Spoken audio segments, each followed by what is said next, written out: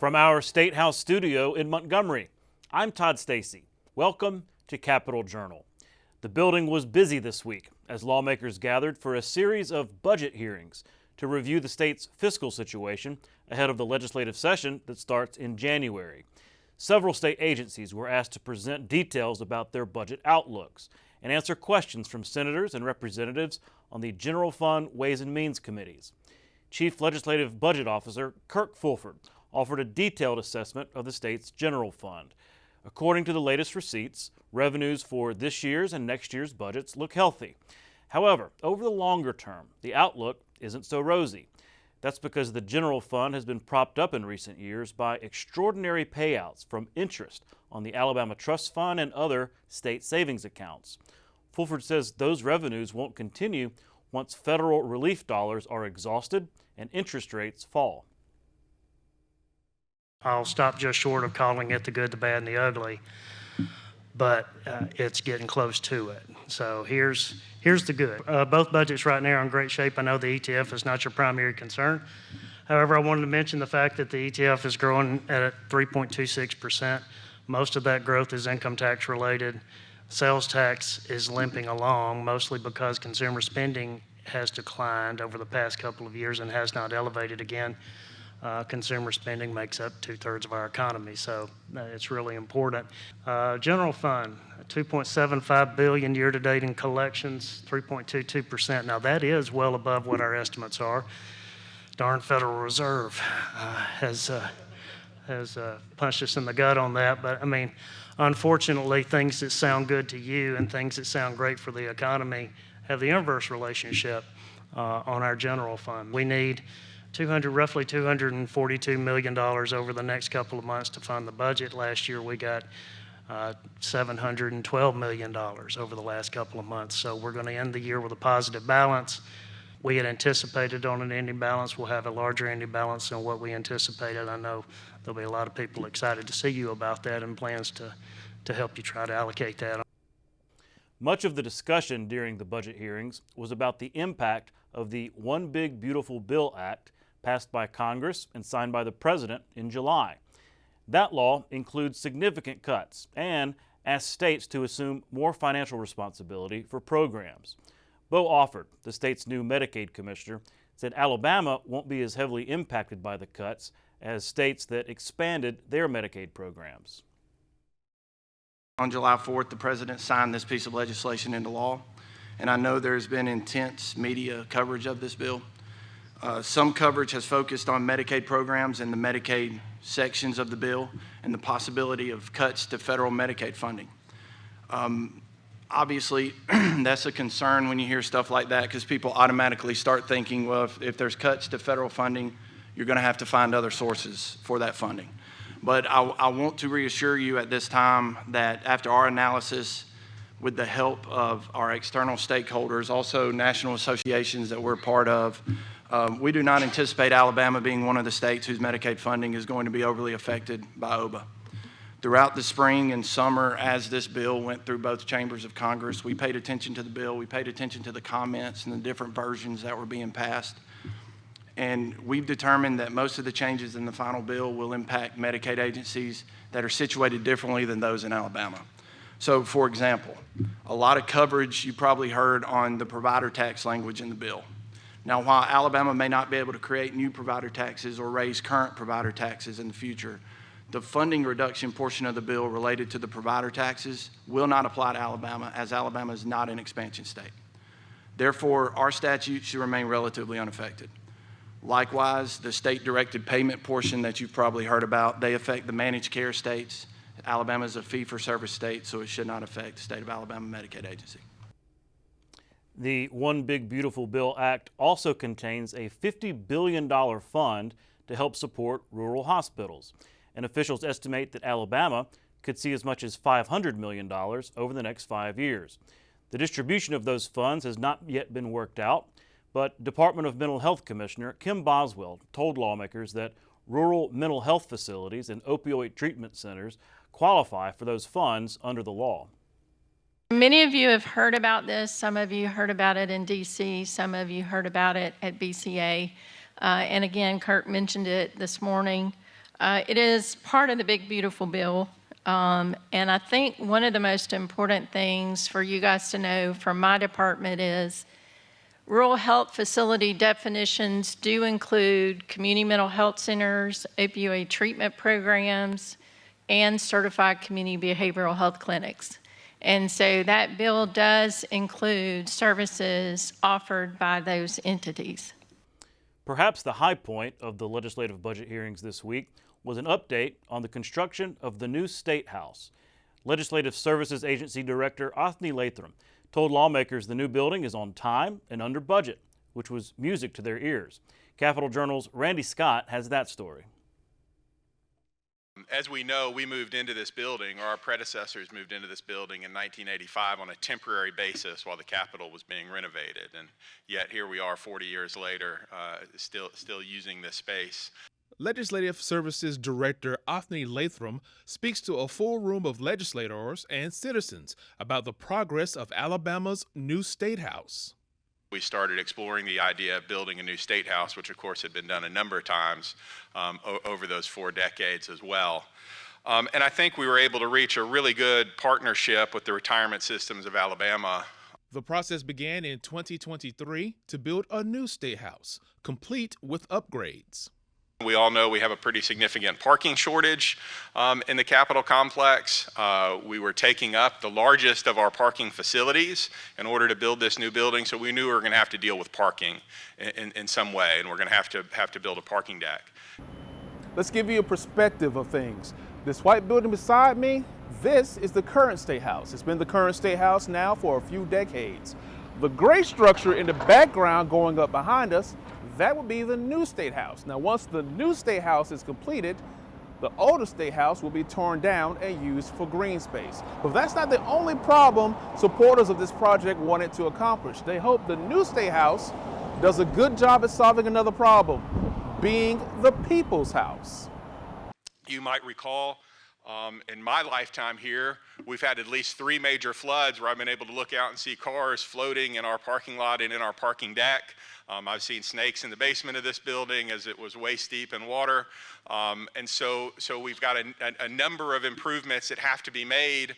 A list of many changes lawmakers agree with, as well as future adjustments. Just really appreciate the focus and the work that was done on the safety of our students that visit this new complex.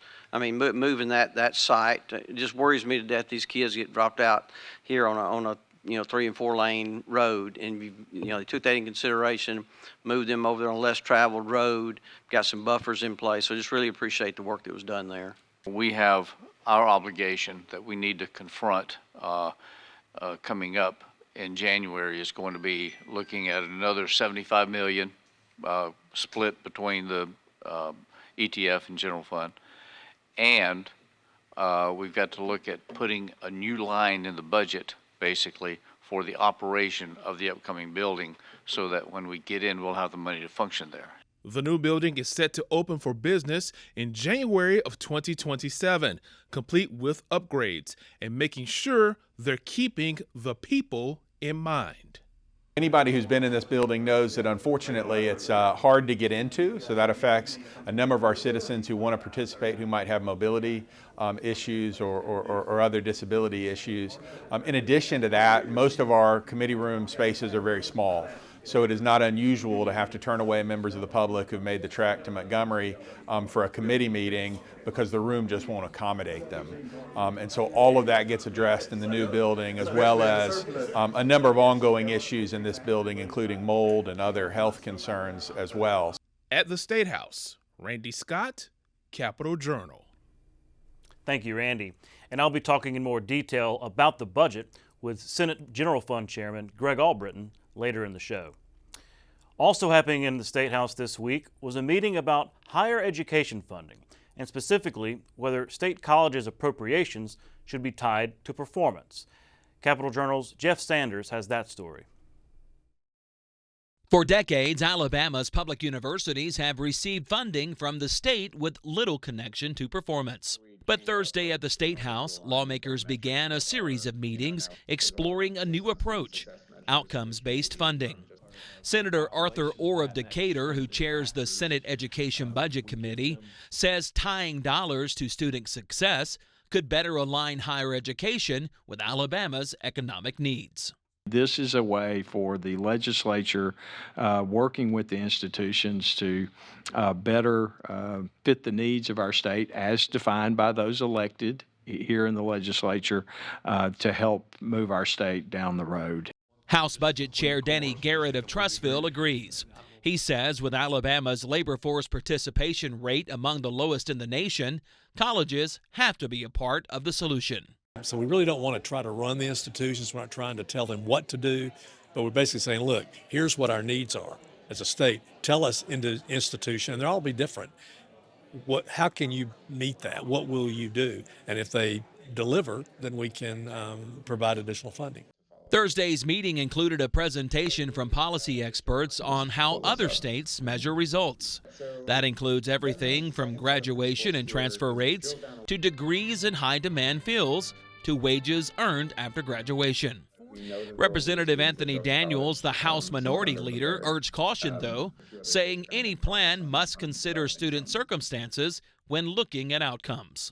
Economically, are we focusing on higher paying jobs? And if we're focusing on higher paying jobs, it's going to require the modernization of equipment at institutions. It's going to require the modernizations of buildings and facility upgrades, right, to be able to accommodate the new economy, especially from a gig economy standpoint. Here are the areas that we're going to be recruiting in. So we need you to produce more students in these areas that we can retain in the state to support the workforce that we're trying to recruit to the state. And while lawmakers weigh options, higher education leaders say universities are already making a powerful impact.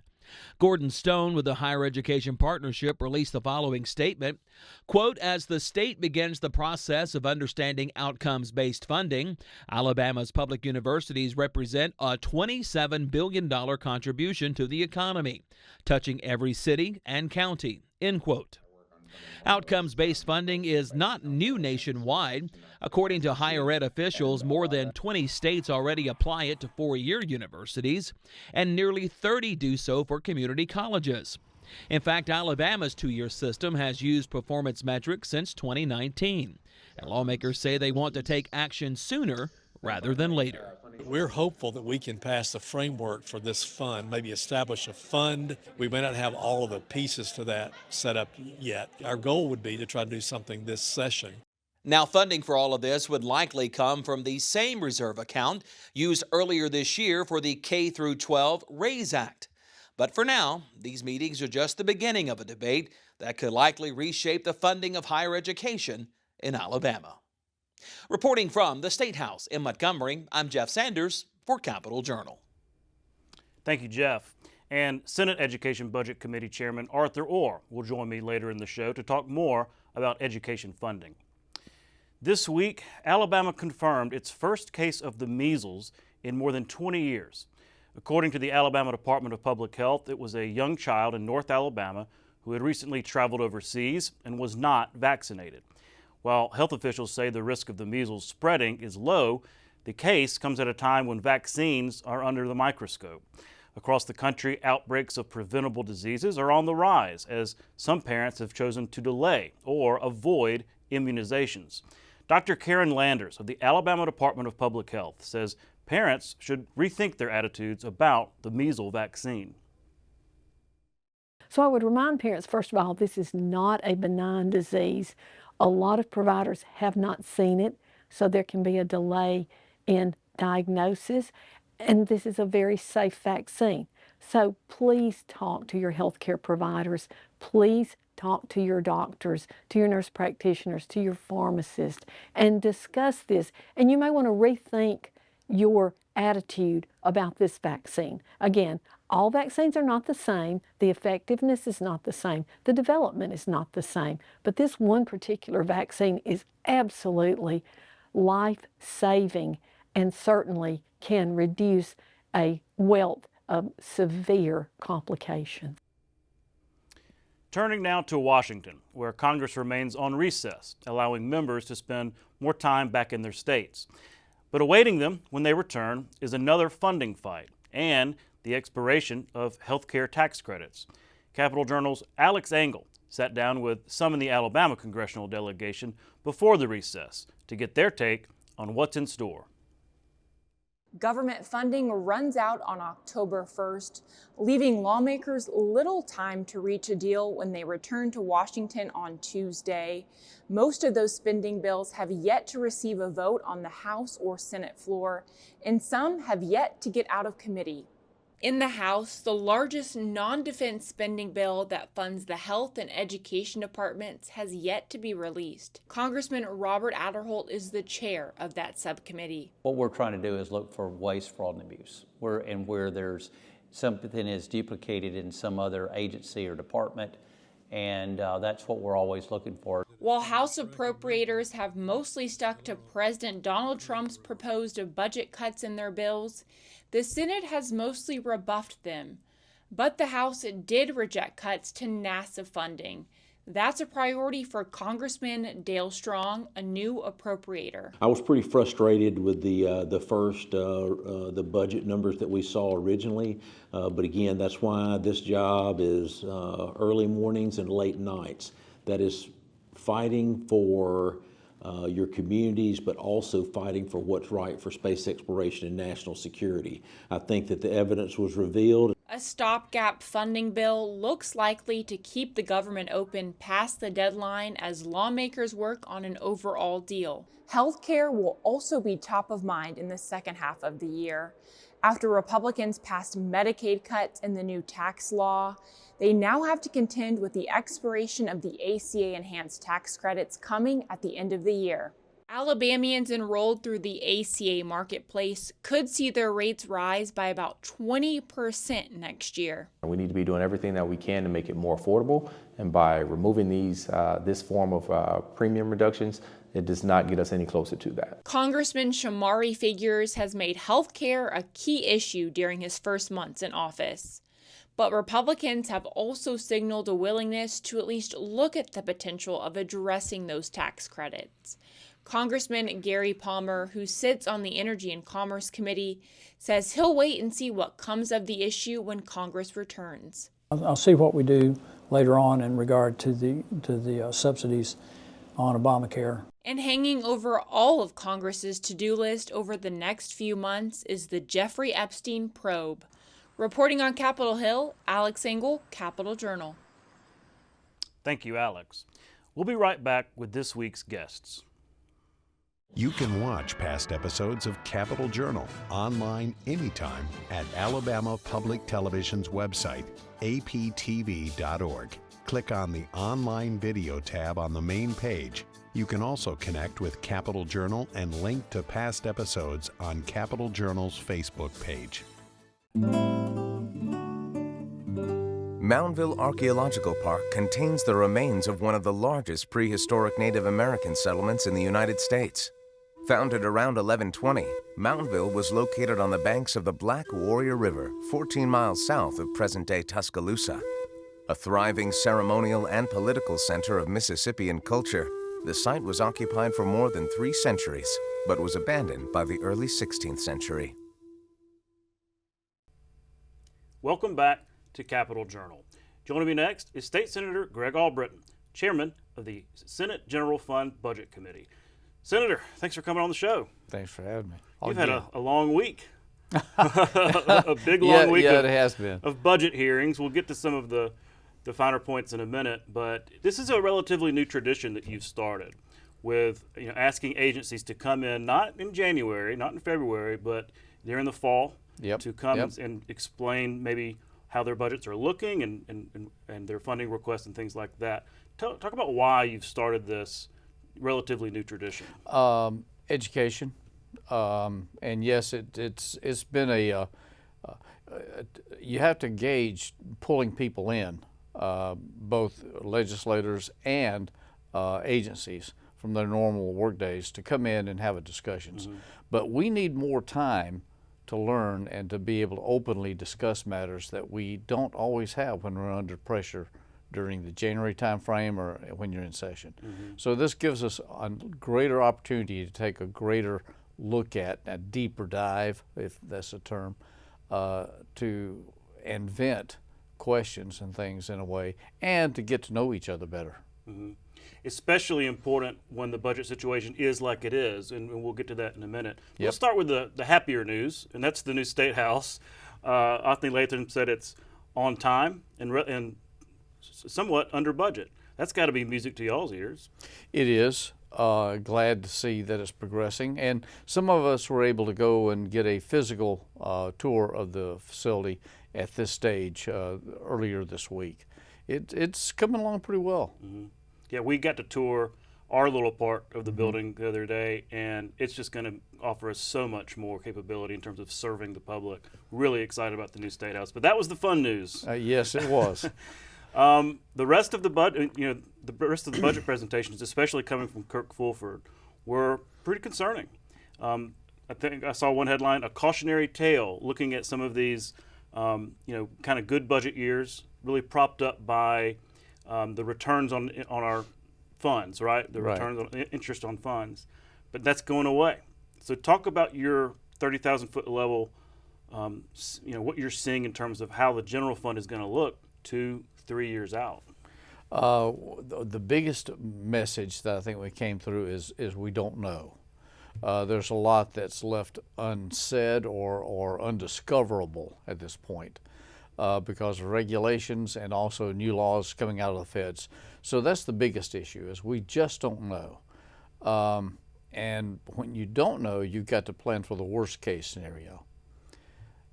Now, some people came away that they were afraid or something, but that's not the message we wanted to send.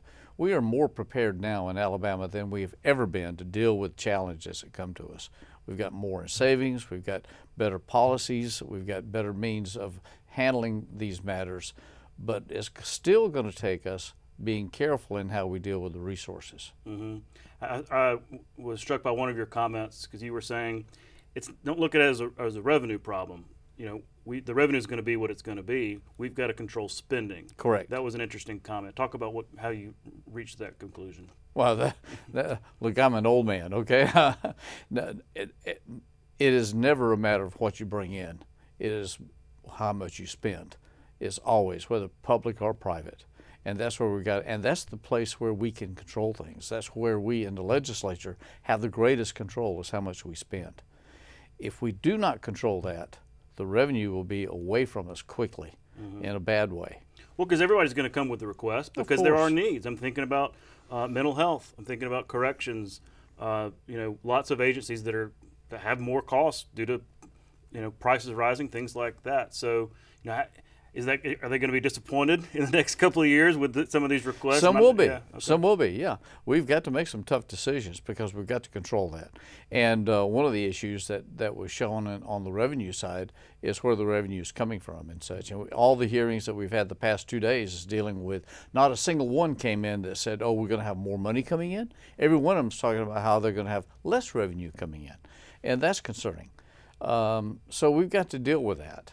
And I wanted everyone to be aware that we've got to deal with that and the seriousness of it. Mm-hmm. I was also struck by this sea change from the federal government. Go back to the pandemic, and the federal government couldn't give away enough money. They got trillions to states specifically, propping up budgets.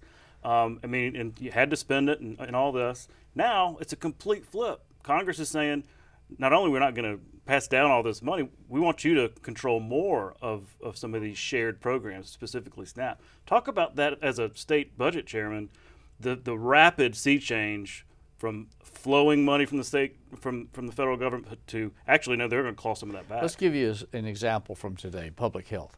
Public health came in and mentioned that there were several grants and programs that they had that were ongoing this year. And all of a sudden they get notice from the feds on March 24th and said, this money's going away. That's $175 million that they'd already budgeted, that they were already engaged in, that they do not have now. And they just had to stop that program. Now that's in this year, that's right now. Carry forward, we've already passed the budgets. It's going to take place on October 1st. And that money was budgeted for that one. Mm-hmm. That's going to be a shortfall there too. Based partly off what they were supposed to get from the Fed. Precisely. So, and keep in mind that with public health, 88% of their budget's federal money. So that's going to have a significant effect. And one of the members leaned over to me when that was stated and said, we can't make that up. And he's correct, we can't. So it's good that they've stopped it. Now that's just one sea change, if you will, that's immediate. And there's been others like that, and there's going to be more. Mm-hmm. Well, I'm thinking about SNAP and how the one big beautiful bill requires the error rate to get down, or else they risk funding. But what I heard from that hearing was that they're not going to get the error rate down to that, whatever the number is. So we're looking at a budget cut there too. What's the solution there? Is it possible to do enough to satisfy the feds? Look, as sometimes what the Fed does is political and not reality, but the politics becomes reality. For instance, our error rate is the lowest in the Southeast, and more than half the country we are better than, 8-point-some-odd%. However, those that have a higher rate, 25% or so, they get to delay any problem. They don't have a problem for 2 more years.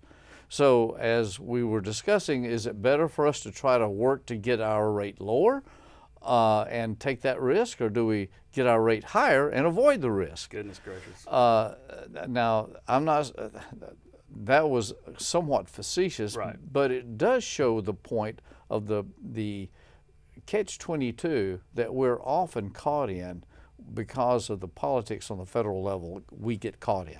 Right. I did think it was interesting down at BCA because you had the federal delegation up there, most of them, the Republicans, kind of touting the one big beautiful bill, but an audience full of state lawmakers looking at each other like, I don't know about some of these things aren't going to work out. What's that old cartoon? Ruh-roh.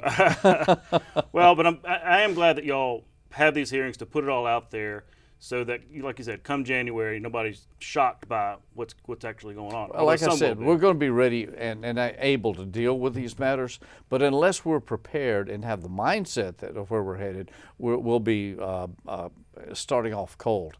With these hearings, we have a better feel for it. We know where we're going, and we can discuss this in the next few months, and we can get a better idea of where and how we can do it. Absolutely. One agency that was not included in these hearings, I guess it was scheduling kind of things, was the Department of Corrections. The reason I mention it is that is a huge, huge part of the general fund budget. Costs have gone, really up due to the prison construction and everything. Correct. So what can you tell me about their budget outlook? I imagine we're getting closer and closer to Elmore County. Are these new prisons on track? Are we going to be able to afford them, understanding that there are concerns in the future about the general fund?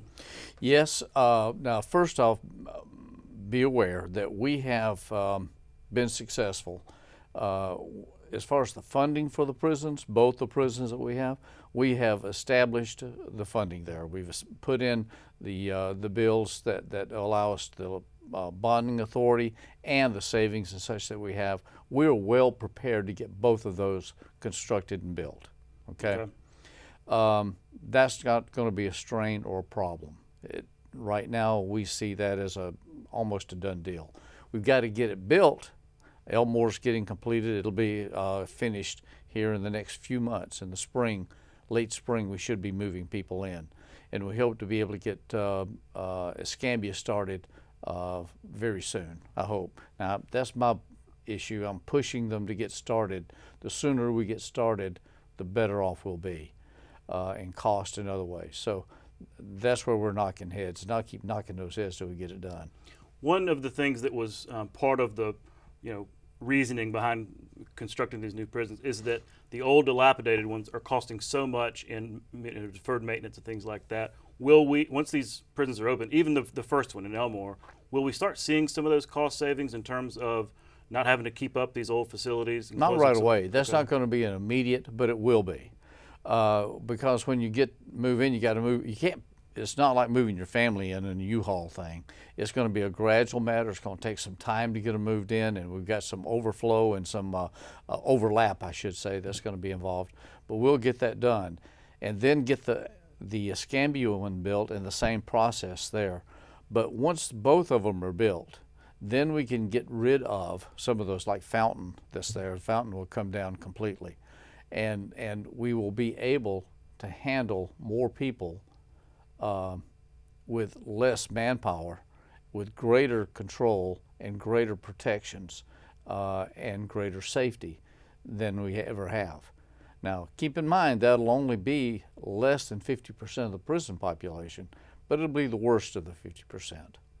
So I think we're going to see, I hate to say that the government's going to save money because they rarely do, but it will be able to stabilize the cost and stabilize the safety factors for both the inmates and the officers. Mm-hmm. Well, that's why I asked, because that's the way it was kind of pitched. So that's our job to follow up on questions of course. like that. Yeah. Well, look, we're out of time. Thanks so much for your time and for having these budget hearings. We appreciate the transparency and our ability to ask questions of our state leaders, to include you and agency leaders and everybody down the line. So thanks again for your time. No, thank you. Appreciate getting this out to the public. We'll be right back. Alabama Public Television is your place for quality educational services. Free professional development for educators and child care providers. Access to free curriculum-aligned videos, lesson plans, and instructional resources with PBS Learning Media. And all the PBS Kids programs parents know and trust. Learn something new every day with Alabama Public Television. Visit us at aptv.org/education to learn more. You're watching Alabama Public Television, celebrating 70 years of service to Alabama.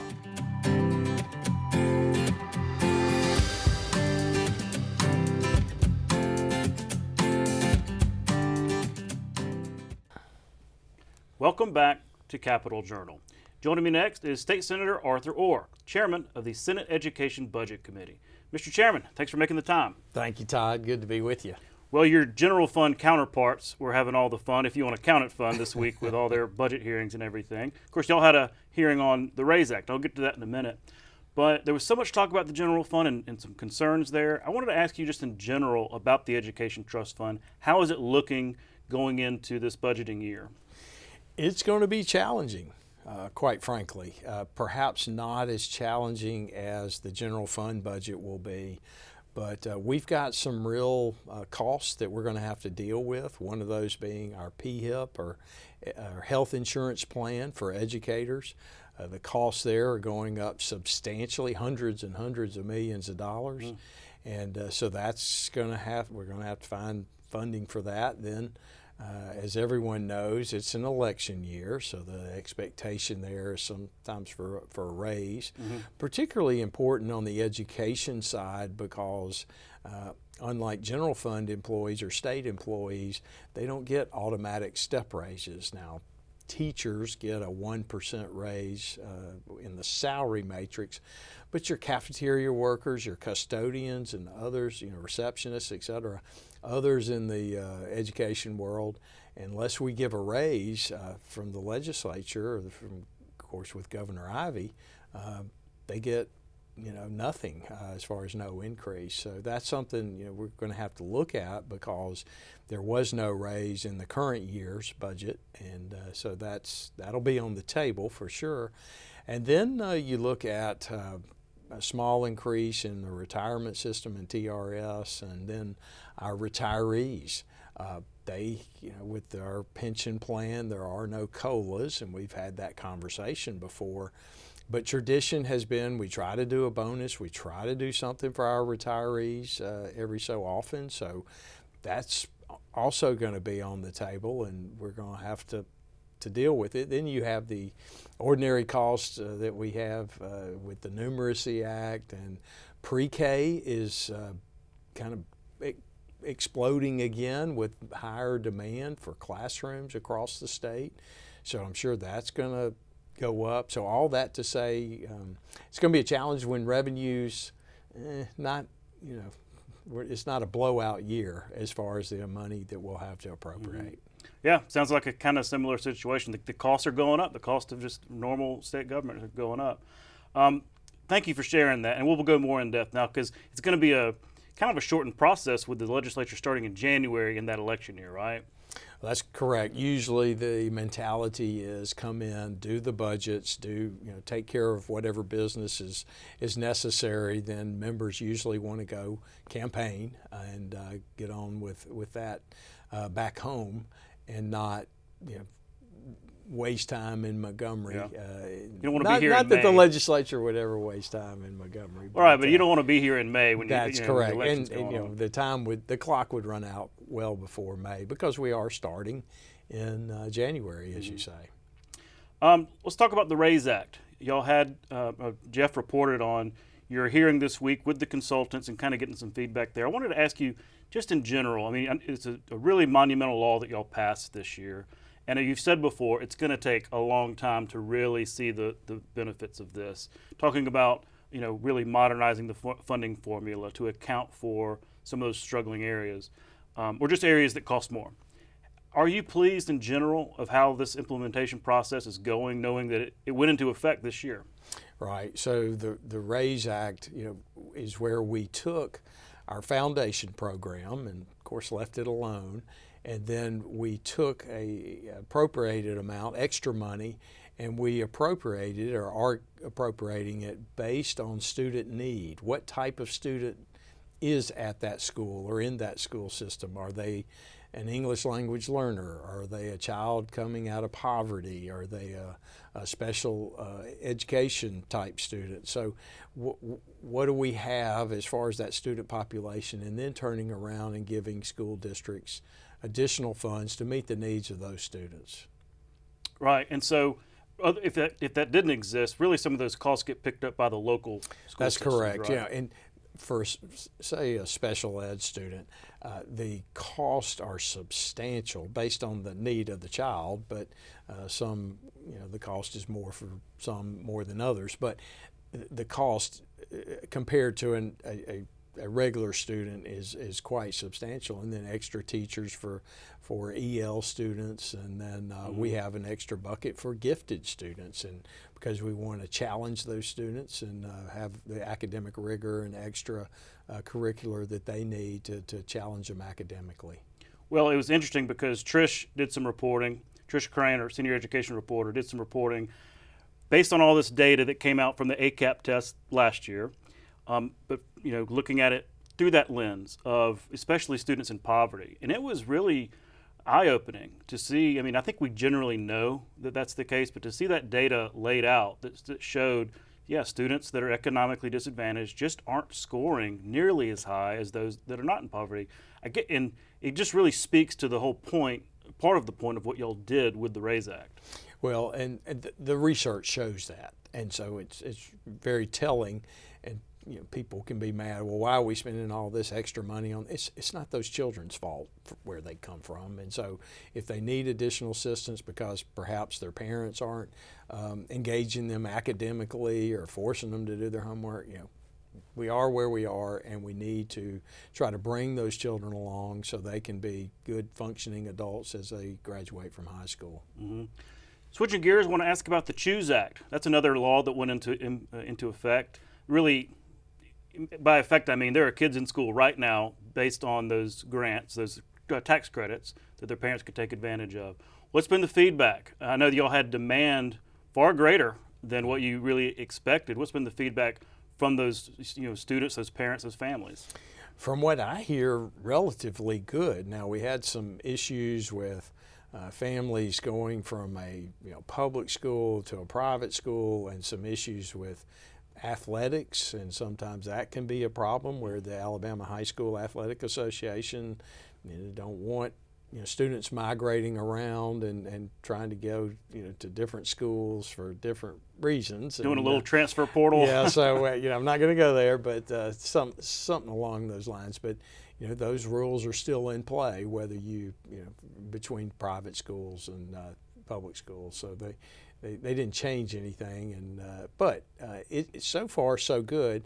The question will become, Todd, how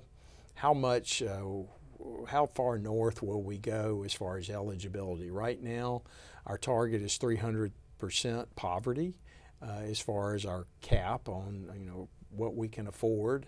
We'll try to raise that over time to bump it north, but as I said earlier at the outset, we've got a lot of other costs that we're going to have to consider in the education budget this coming year. Am I correct that if the demand stays up like it does, based on the current law, if the demand stays up like it is and you have enough of those, 300% poverty and everything, that those are the priority, and like you can't go below that? No, I think I can speak for Chairman Garrett in the House. We are committed not to go backwards. So in other words, we're not going to whipsaw parents who are eligible for the program this year, and then we pull it back and go, for example, 250% poverty because we don't have the money. We're not going to do that. Now, do we go up to 325% poverty? To be determined, because as I said earlier, we got a lot of other demands out there. Right. Well, and that comes with costs, right, to the ETF. And so are there concerns there that it's going to grow in cost to the ETF relative to what it cost this time? Well, we can control it as far as how much money we appropriate to it. So the initial was this 300% poverty. And then if we go north of that, that would, of course, make others eligible for it. But as we go north, we're going to have to kind of hold that ground permanently. We can't just go back and forth and yo-yo up and down the scale and cause families a lot of anxieties based on our actions here in Montgomery. Right. Got to keep the promise. I wanted to ask you about a piece of legislation, switching off of education for a minute. Well, a piece of legislation you have coming this session having to do with SNAP, Supplemental Nutrition Assistance Program, better known as food stamps. Your bill would essentially restrict candy and soda from counting. And I think that kind of makes common sense to a lot of people, but for some reason you can buy candy and soda with food stamps. Talk about what your bill does, and is it got a viable shot this session, you think? Well, we're going to try. You've seen in the last couple months, several states have gotten waivers from the federal government where they are able to implement this in their states. In other words, the governor of any state can request a waiver from the federal government, and under the Trump administration, they're getting those waivers. Previously, those waivers weren't given.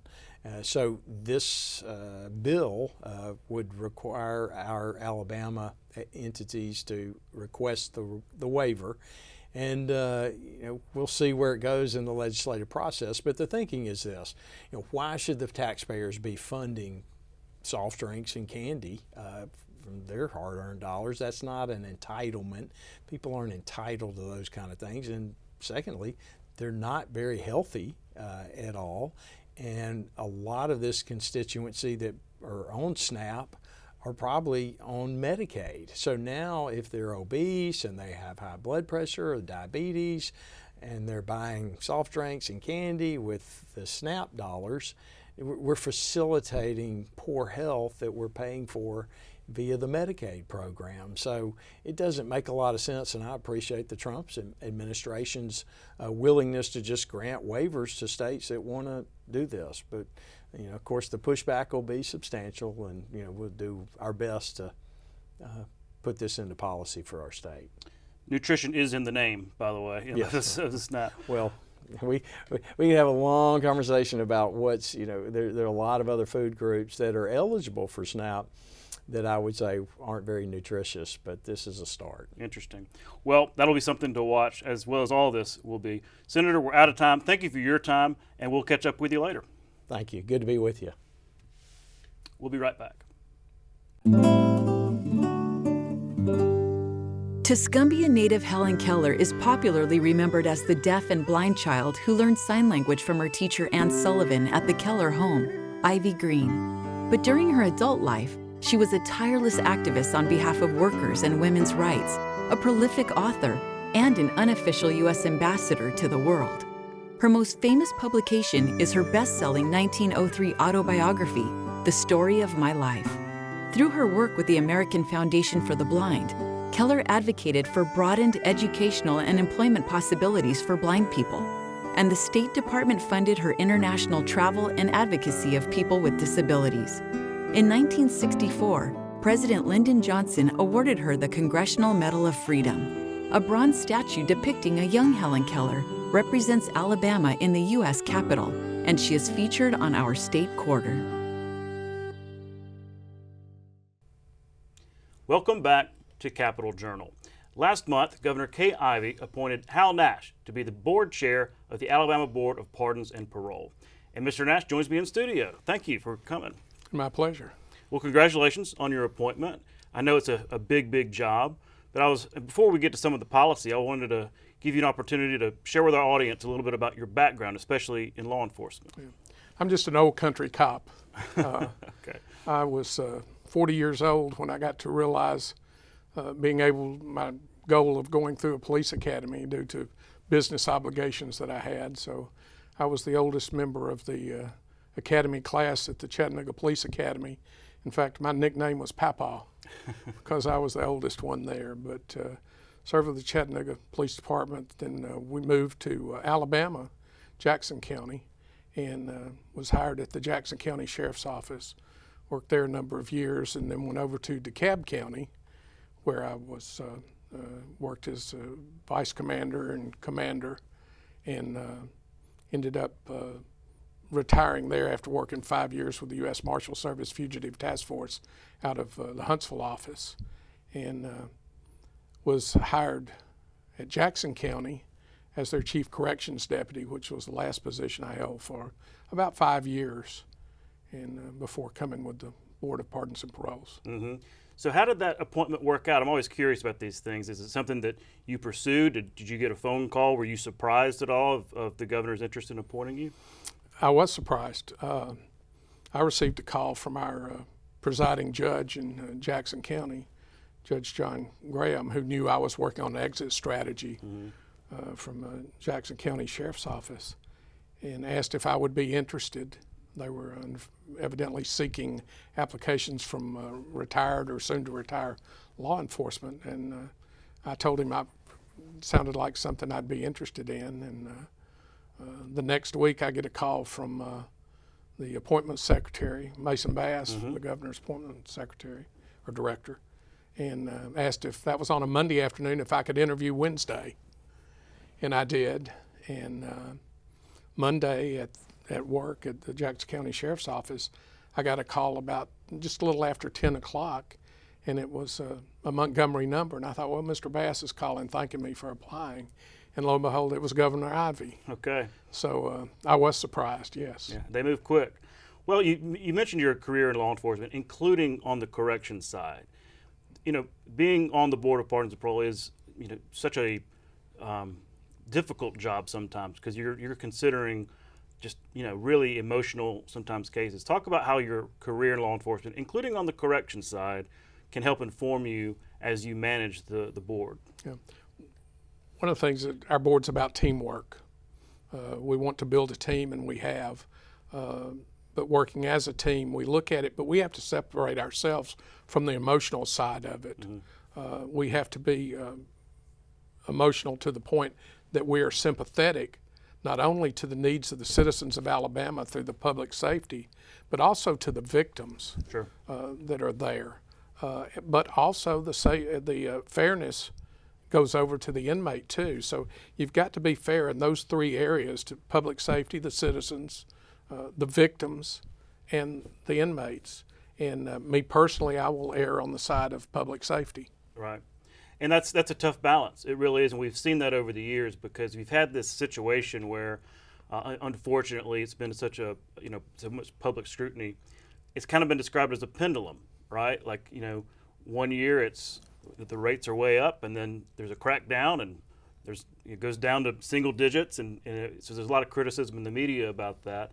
I read Mary Sell's story when you talked about your mindset when it comes to this. It's not necessarily about parole rates, grant rates, but really individual cases. Yeah. Let's talk about that mindset. That's it. We can't look at the numbers because the board doesn't deal in numbers. The board deals in individuals, whether it be citizens of Alabama, the victims, or the inmate. We're dealing with people, so we're not dealing with numbers. We might have a week, it depends on what cases fall on our desk, that we might have a 5% parole rate. Another week we may have a 50% because of the type cases we get. How long have they served? What have they done to help themselves while they've been incarcerated? Have they been on parole before and stubbed their toe and had to go back to prison?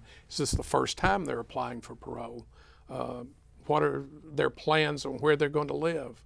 Have they acted in prison? There's so many things that affect the decision, and the file that the Bureau of Pardons Parole furnishes the board member is phenomenal. We have just a wealth of information.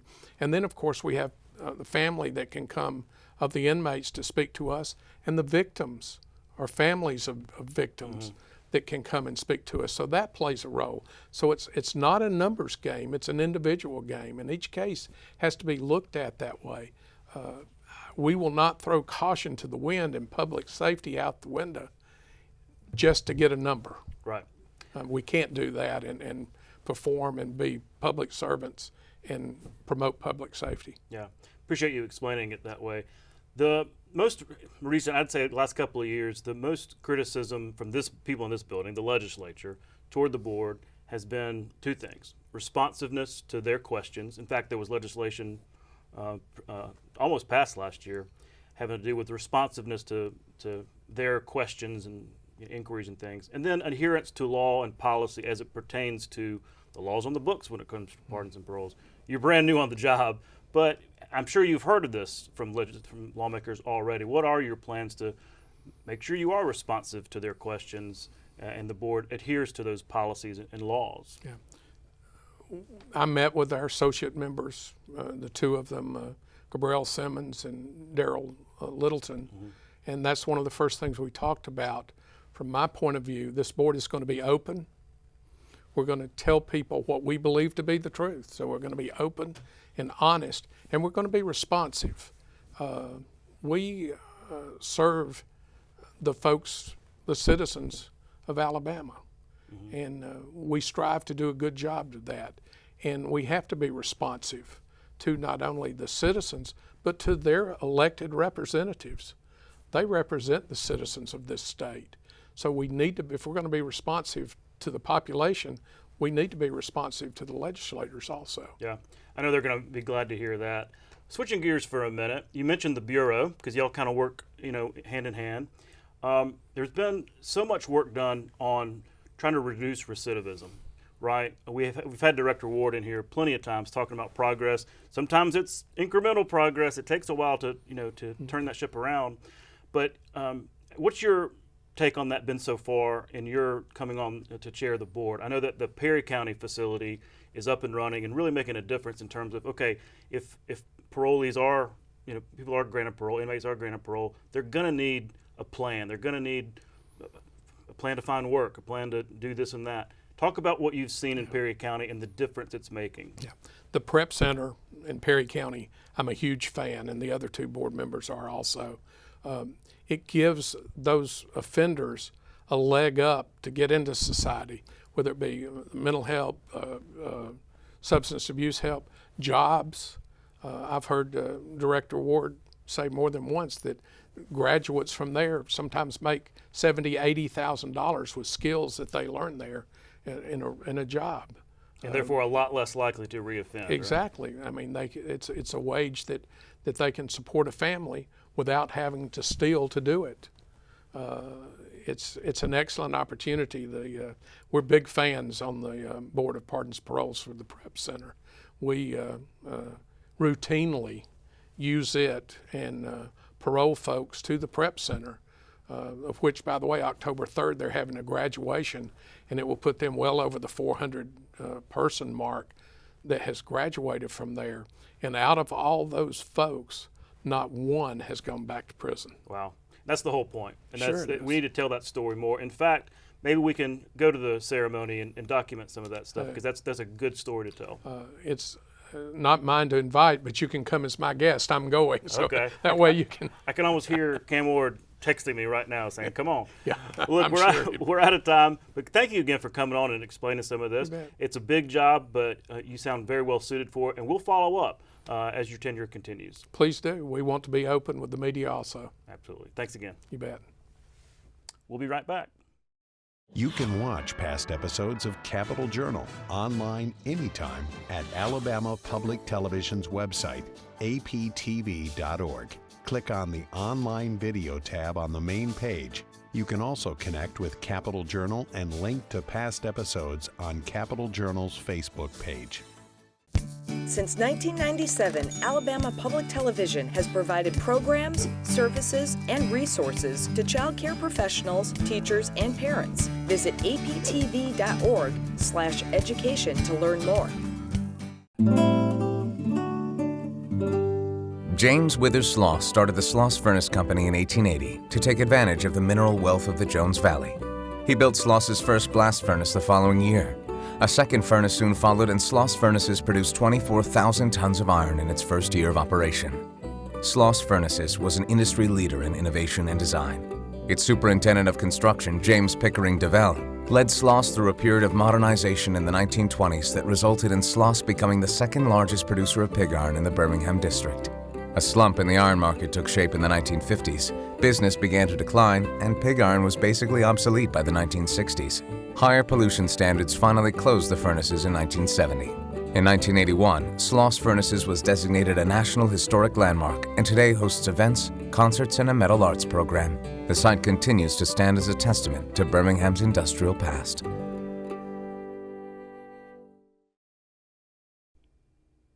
That's our show for this week. Thanks for watching. We'll be back next week at the same time, right here on Alabama Public Television. For our Capitol Journal team, I'm Todd Stacy. We'll see you next time.